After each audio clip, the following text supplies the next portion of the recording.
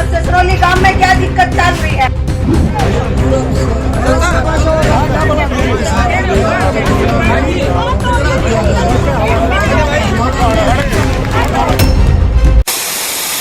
आज मैं पूरी जिम्मेदारी के साथ अपने चैनल द कंटाप पर यह कहता हूं कि मुझे सहानुभूति मोदी जी से है, उनकी सरकार से है, भारतीय जनता पार्टी से है।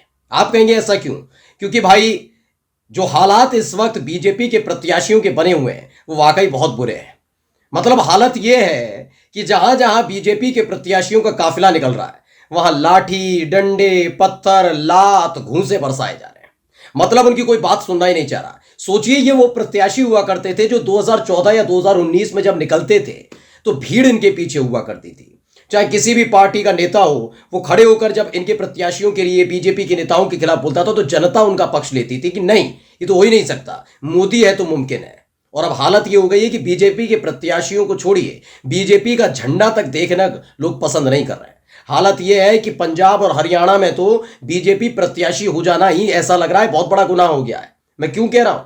क्योंकि आज जो मैं खबर लेकर आया हूं उसे देखने के बाद आप समझ जाएंगे कि हरियाणा में जहां पर किसानों को रोककर, उस बॉर्डर पर रोककर, गांव गांव जाकर खट्टर बाबू की पुलिस कह रही थी कि किसानों का साथ देने वालों के खिलाफ कार्रवाई की जाएगी, अब उन्हीं बीजेपी प्रत्याशियों का जबरदस्त स्वागत किया जा रहा है। मैं स्वागत शब्द का इस्तेमाल करूंगा।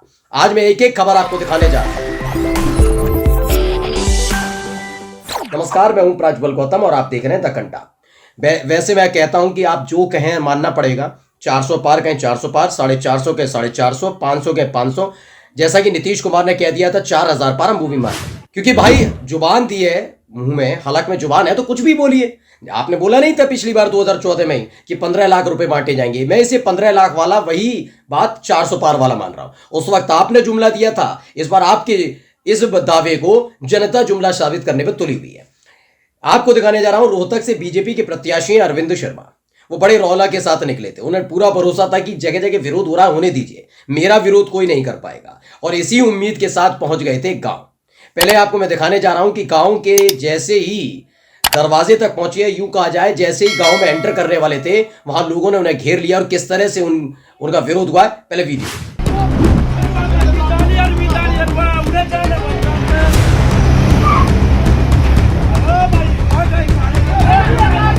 तो देखिए, बड़ी बड़ी गाड़ियों में थे, एक लड़का उनकी गाड़ी पर चढ़ गया तो उसको गिराने के लिए वो लड़का गाड़ी के नीचे गिर जाता और कुचल जाता है ना, कोई फर्क नहीं पड़ रहा।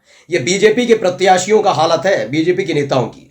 फॉर्च्यूनर पर चढ़ गया था कि आगे नहीं जाने देंगे तो उसको कुचलने की कोशिश की गई। मैं यही शब्द कहूंगा, वरना आप देखिए किस स्पीड से एकदम गाड़ी को बढ़ाया जाता है। फॉर्च्यूनर कार है, उसके बाद तो लोग टूट पड़े। वीडियो देखिए।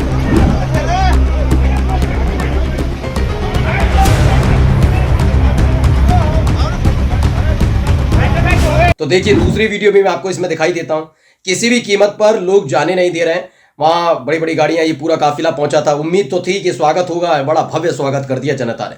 मनदीप पुनिया है ना, उन्होंने क्या लिखा, रोहतक लोकसभा के गांव खोड़न में बीजेपी प्रत्याशी अरविंद शर्मा का काफिला एक नौजवान किसान अमित पुनिया ने रोक दिया।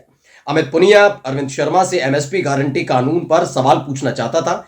बाद में पुलिस ने अमित को गिरफ्तार कर लिया और अगले दिन अमित को की जमानत हुई है। मतलब कुल मिलाकर ये समझिए हो क्या रहा है, पुलिस के बलबूते, क्योंकि हरियाणा में सरकार किसकी है? बीजेपी की। तो वहां पुलिस भाई बचाने में लगी हुई है। ये आप मतलब मुझे तो लग रहा है एक सर्कुलर जारी कर देना चाहिए पुलिस को भी भाई, कि आप जब आपको मालूम है कि आपको पसंद नहीं कर रहे हैं, आपको खदेड़ रहे हैं, आपको पीट रहे हैं, आपको कूटने पर तुले हुए हैं, तो क्यों घर से बाहर निकल रहे हैं? क्यों प्रचार करने निकल रहे हैं? रहने दीजिए ना। लेकिन नहीं, पुलिस कह रही है चलो अब हमारा काम है, सरकार है, हमारा ही उल्टा सीधा न कर दे, इसलिए पुलिस इन्हें बचा रही है कि आप विरोध मत करिए। सोचिए, आप इस देश के अंदर विरोध करना भी एक बहुत बड़ा गुनाह हो गया है। उस लड़के को गिरफ्तार कर लिया गया, जबकि मैं कहता हूं गिरफ्तारी इस व्यक्ति की होनी चाहिए जो फॉर्च्यूनर चला रहा था, गाड़ी चला रहा था। वो लड़का अगर रोक रहा है तो बात सुननी चाहिए, क्योंकि इस देश के अंदर चाहे वो प्रधानमंत्री हो, चाहे मुख्यमंत्री हो, चाहे वो विधायक हो, चाहे वो सांसद हो, चाहे कोई मंत्री हो, जनता ने चुनकर भेजा है। जनता के सवालों से भागने के लिए आप उस पर गाड़ी चढ़ाने की कोशिश करते हैं। तो पुलिस ने इस व्यक्ति को गिरफ्तार नहीं किया, अमित पुनिया नाम के किसान लड़के को गिरफ्तार कर लिया। तुमने सवाल कैसे पूछे? चलिए एक और वीडियो दिखाता हूं इन्हीं महाशय का, अरविंद शर्मा का एक और जगह भव्य स्वागत हुआ है। ये वीडियो देखिए। 5 साल में आज आपने ससरौली गांव दिखा है। 5 साल तक अब बीजेपी सरकार ने कौन सा काम करा जो ससरौली गांव में आपने आकर ये पूछा हो अब ससरौली गांव में क्या दिक्कत चल रही है। आज आप हमने वोट की जरूरत पड़ी तो आप हमारे गांव में आ गए। 5 साल में आए होगे, 5 साल तक पहले कोई भी नेता हमारे गांव में नहीं आया है, तो हम पूछ हाँ आप आए। तो इस वीडियो में देखिए पहुंचे थे, पूरा माहौल बना हुआ था, चंद मुट्ठी भर अपने अपने समर्थकों को, जो बीजेपी नेता है उनको इकट्ठा कर लिया था ये पूरी जगह पर। और ये गांव सिसरौली बताया गया रोहतक का। वहां महिला का आपने सवाल सुन ही लिया। अब गर्दन हिलाए जा रहे हैं, सर पर पहन लिया है साफा और उसके बाद गर्दन हिला रहे थे। बात तो सही कह रही हो बेटा, क्या कहा जाए, इतना बुरी तरह से लताड़ किसी ने नहीं लगाई होगी। वो रोकने की कोशिश करते रहे। इसी बीच लोग आए और उन्होंने उल्टा अरविंद शर्मा को रोक दिया, कम बोलिए। देखिए क्या लिखा हुआ आज गांव, ये अशोका नोडा है, कोई डंडोड़ा, अशोक डंडोड़ा है, उन्होंने ट्वीट किया आज गांव सिसरौली रोहतक से बीजेपी के लोकसभा प्रत्याशी अरविंद शर्मा से सवाल जवाब करती हुई मोनिका नैन। ये वही महिला है दोस्तों, याद करिएगा, इससे पहले भी कई बार आपको दिखाया जब चुनाव का दौर नहीं था।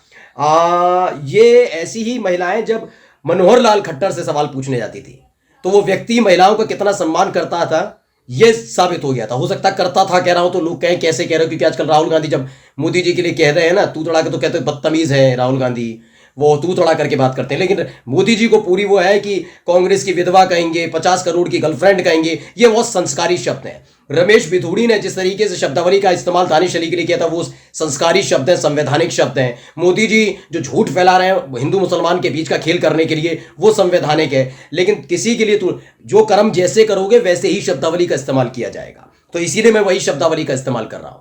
वो व्यक्ति मनोहर लाल खट्टर जब मुख्यमंत्री हुआ करते थे तो याद करिए जब महिलाएं जाती थी तो बदतमीजी और बदसलूकी की जाती थी, खदेड़ा जाता था, पुरुष नहीं महिलाओं से भी बदतमीजी करते थे। वो ऐसे मुख्यमंत्री रखे थे। अब उसी हरियाणा के अंदर ये महिलाएं एकजुट हो गई हैं। नहीं मिल रहा है कोई बात नहीं, नायब सिंह सैनी मत आइए, लेकिन देखिए क्या हो रहा है उनके प्रत्याशियों की हालत। अब आपको दिखा रहा हूं एक और वीडियो इसी से जुड़ी हुई। जब महिला ने ज्यादा सवाल जवाब किया तो भाई अरविंद शर्मा ने कहा इससे जीत तो पाएंगे नहीं, बात तो सही कह रही है, तो पुलिस बुला ली और पुलिस से के जरिए उस महिला को बाहर करवा दिया गया। वीडियो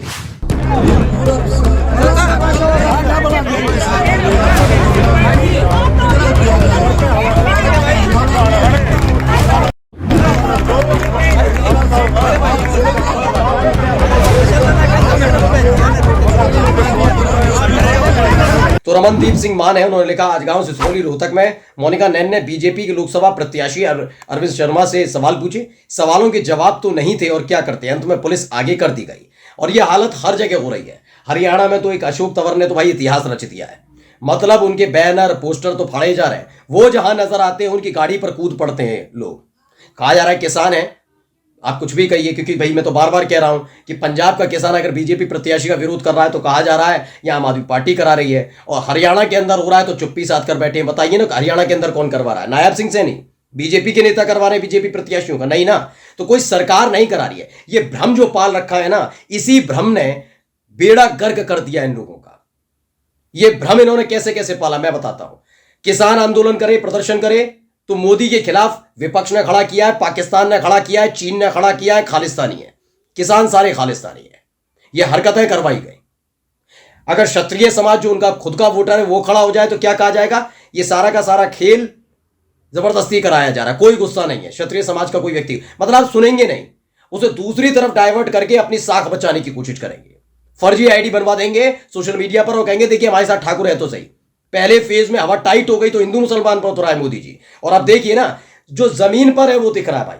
जमीन से इधर उधर की बातें नहीं करते ना। आपका चैनल द कंटा पूरी जिम्मेदारी के साथ कह रहा है कि जमीन से इर्द गिर्द की बात नहीं करता हूं मैं, और मेरा चैनल बिल्कुल नहीं करता है।